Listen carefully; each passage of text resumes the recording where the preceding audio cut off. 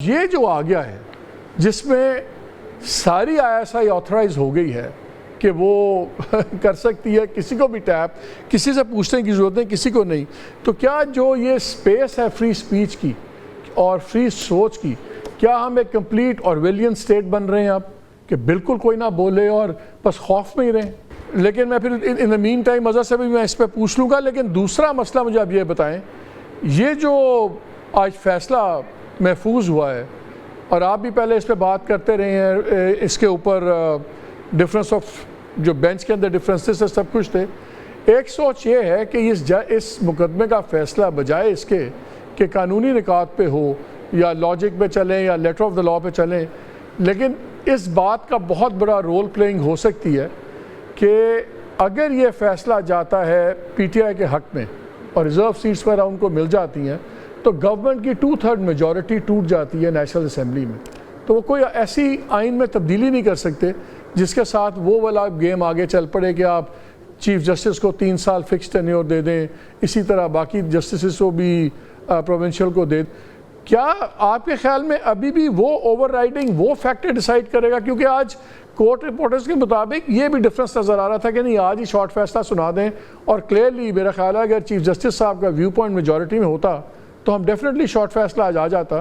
آج فیصلہ نہ ہونا شو کر رہا ہے کہ شاید چیف جسٹس کا ویو پوائنٹ میجورٹی میں نہیں ہے۔ کیا یہ ڈیفرنس اور آپس کی جو یہ لڑائی ہے، کیا یہ الٹیمیٹ ڈیسائیڈنگ فیکٹر ہوگا چودھری صاحب؟ نہیں، آپس کی لڑائی جو ہے وہ ایک رہی ہے، ان کا ایک درار ذاتی، اس وقت کوئی ذاتی لڑائی مجھے نہیں نظر آتی necessarily between the chief justice and جو اپنے سینئر پیونی جج ہیں ان کے درمیان کوئی آپس میں لڑائی ہو ذاتی قسم کی، یا ان کو ایک دوسرے پہ خار ہو اس قسم کی، یا کسی بھی جج کے ساتھ، ایون کہ اطہر من اللہ اور چیف جسٹس کی کوئی ذاتی لڑائی نظر نہیں آتی۔ ایک آئیڈیالوجیکل یا ایک لیگل ڈفرینس آف اوپینین ہو سکتا ہے بٹوین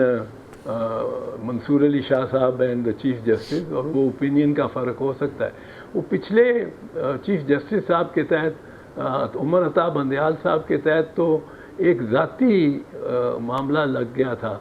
کیونکہ قاضی صاحب اپنے ایک ساتھ والے کمرے میں بیٹھے ہوئے چیف جسٹس کو خط لکھتے تھے، اور وہ بڑے احتیاط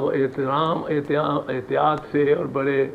احترام سے اس کو اہتمام سے اس کو کیا جاتا تھا، پورا اس کا ٹیکسٹ، اور بڑا وہ بنا کے پھر وہ 3-4 صفحے کا لیٹر لکھتے تھے اور اس میں بتاتے تھے کیوں نہیں وہ بیٹھ رہے، کس بینچ میں نہیں بیٹھ رہے، اور بہت جو بھی گریونس تھی، اور جاری کر دیتے تھے پریس کو۔ وہ ایک ذرا ذاتی سا معاملہ ہو گیا تھا ان دو سینئر پیونی جج اور چیف جسٹس میں۔ یہاں ذاتی بات نہیں لگتی، they are very comfortable with each other۔ تو سر اگر ذاتی بات نہیں تھی اور صرف ڈفرینس آف اوپینین تھا، اور اگر میجورٹی فیصلہ دوسری طرف جا رہا تھا تو پھر وہ اناؤنس کر سکتے تھے شارٹ ورڈکٹ۔ میں کچھ سینئر رپورٹرز نے اپنے ویلاگز کیے کہ ٹرائل کے بعد، کیس کے بعد انہوں نے واضح طور پہ کہا کہ جی ہمیں وہاں پہ نظر آ رہا تھا کہ یہ بھی کوئی ناراضگی سی نظر آ رہی تھی، جس میں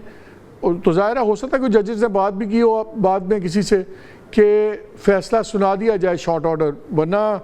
انہوں نے شارٹ آرڈر کی بھی نہیں کچھ بتایا، یہ بھی کہا کہ فیصلے کی بھی تاریخ نہیں سنائی۔ تو اگر خالی ایڈیالوجیکل ڈفرینس ہوتے تو پھر تو فیصلہ آ جاتا۔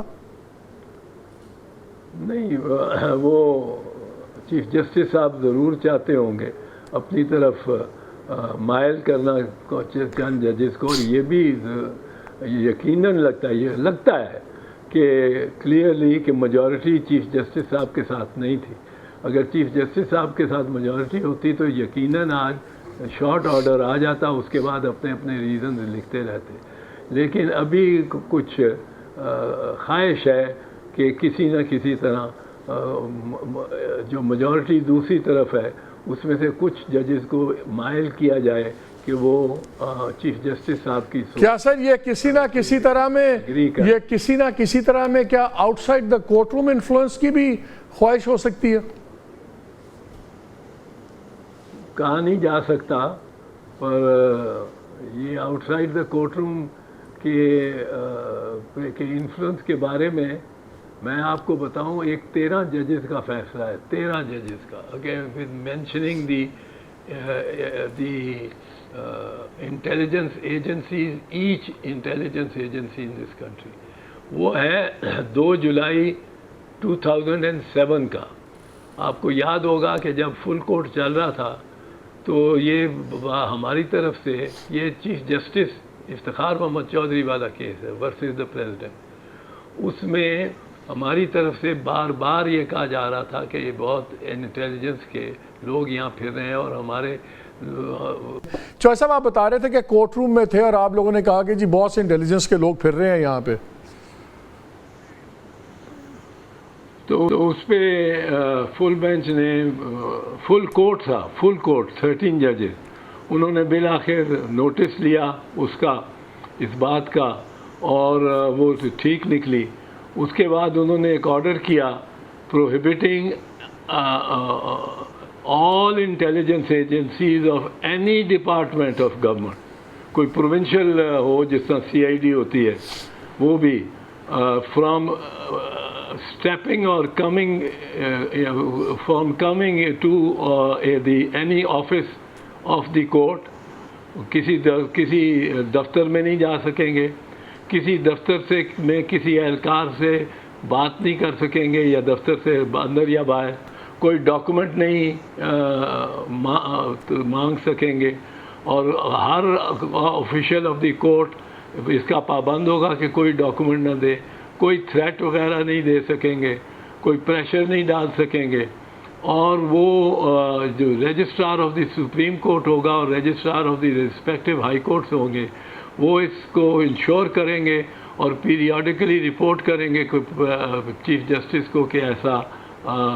کوئی نہیں ہوا جس میں پریشر ڈالا ہو یا جس میں کوئی انہوں نے انگیج کیا ہو کسی آفیشیل آف دی کورٹ کو. کورٹس کی حد تک تو یہ فیصلہ, and it was in perpetuity. The main case was decided on 20th of July. This order was passed on the 22nd of July 2007. اور وہ ریپورٹڈ ہے 2010 میں. وہ اس وجہ سے کہ ججز پھر نومبر میں گرفتار ہو گئے تھے, آپ کو یاد ہے, چیف جسٹس بھی گرفتار ہو گئے, ہم بھی گرفتار ہو گئے, ججز بھی بہت سارے ہاؤس اریسٹ میں ہو گئے. تو جب وہ ری انسٹیٹ ہوئے مارچ 2009 میں, اس کے بعد انہوں نے یہ خط یہ آرڈر لکھنا شروع کیا, اور وہ رپورٹڈ ہے PLD 2010 supreme court page 61 at page 183, کیونکہ وہ یہ ایک حصہ ہے صرف اس لارجر ججمنٹ کا. لیکن اب بات بہت آگے چلی گئی ہے چوہے صاحب.